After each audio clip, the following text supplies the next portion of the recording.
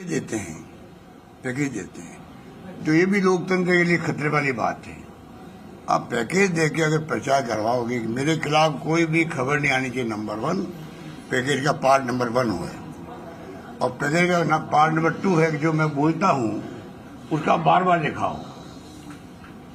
तो आप बता दीजिए, वो बार बार दिखा रहे हैं। गुजरात चुनाव के अलावा भी गुजरात चुनाव भी आए हैं, और गुजरात चुनाव में जो जिस प्रकार में प्रचार किया है, जैसे कि 3 महीने में सब कुछ बदल गया हो, ऐसा कुछ नहीं है। जो लोग इंटरव्यू लेते हैं गांव गांव जाकर के, इन्होंने कई लोग हायर कर रखे लोगों को, इंटरव्यू लेने वाले वो लोग कई जगह, और इंटरव्यू दे रहा है वो भी नहीं का आदमी है।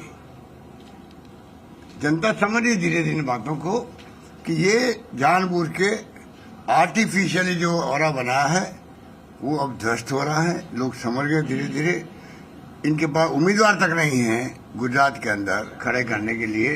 ये तो इंतजार करेंगे जब टिकट नहीं मिले कांग्रेस वालों को किसी को, तो उनको मतलब आप कैसे कन्विंस करके अपने साथ ले लें, ये इनकी चाल है। तो चालें लोग समझ रहे हैं, जिस प्रकार से नई नई बातें ला रहे हैं ये, और ध्यान बटा रहे हैं लोगों का। ये कोई अच्छी परंपरा नहीं है।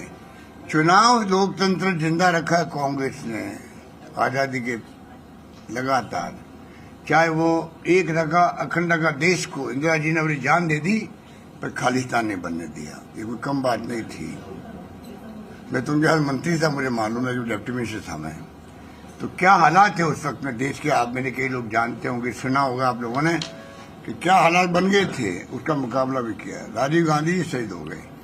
तो एक तरफ तो ये पार्टी है जो लोकतंत्र में हमारी कोई दुश्मनी किसी से नहीं है, पर हमेशा प्रोग्राम, पॉलिसी और प्रिंसिपल के आधार पर राजनीति होती है लोकतंत्र के अंदर, अगर लोकतंत्र विश्वास आपका है तो, और वही होना चाहिए। पर बीजेपी का जो रवैया है वो इससे हटके है। वो टोटली फासिस्टी सोच के लोग हैं। लोकतंत्र का मुखौटा पहना हुआ है चुनाव जीतने के लिए, और वो सरकार में आते हैं, धर्म के नाम पे सरकार में आते हैं। तो ये जो उनका तरीका है, ये लोकतंत्र के लिए खतरे की घंटी है। आज संविधान की धज्जियां उड़ रही है। जो आपके उदाहरण आपके सामने है, जो अनंत पटेल, उनका किस्सा आपके सामने है। जो मुजरिम थे उनको पकड़ने की बजाय उनके खिलाफ मुकदमा दर्ज कर दिया। गौरव पंडित के खिलाफ मुकदमा दर्ज कर दिया। काले झंडे दिखाओ गुजरात के अंदर, आप जेल जाओ या पासाम बंद हो जाओ। ये गुजरात जैसे गांधी के प्रदेश के अंदर शर्म आती है हम लोगों को। जब गांधी में हम गर्व करते हैं तो गुजरात के गांधी है, पोरबंदर के गांधी है, और कहा उस प्रदेश के अंदर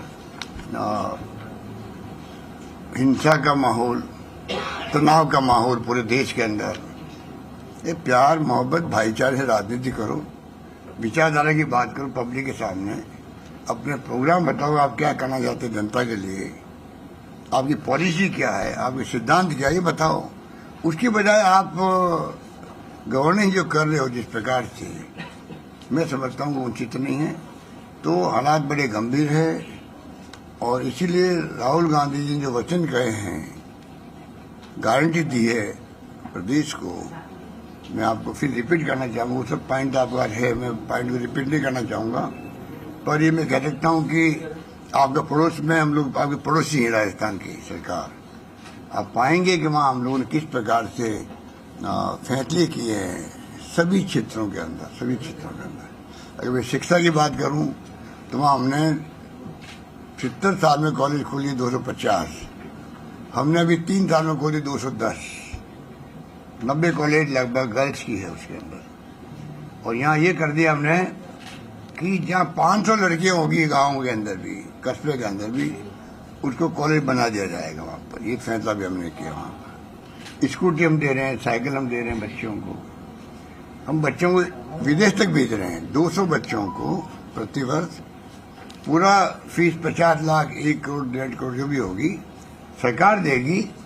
वहाँ के छात्र जाते विदेश के अंदर, 100 से अधिक जा चुके हैं। तो वहाँ पे ये हमने फैसला किया है। स्कॉलरशिप अलग दे रहे हैं और साथ में छात्रों के लिए अनुप्रति योजना है जहाँ पे कोचिंग फ्री करवाते हैं 15,000 बच्चों को, 20,000 बच्चों को ले रहे अभाव में लोग, क्योंकि कोचिंग का पैसा भी लोगों के पास नहीं होता, तो कंपटीशन में वो पीछे रह जाते हैं।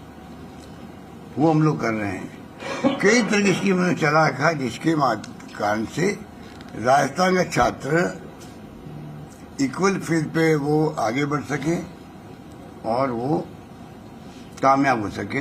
इस दिशा में हम लोग आगे बढ़ रहे हैं। नौकरी हम लोग करीब 3 लाख नौकरी है हिंदुस्तान में, मेरे ख्याल कहीं नहीं होगी।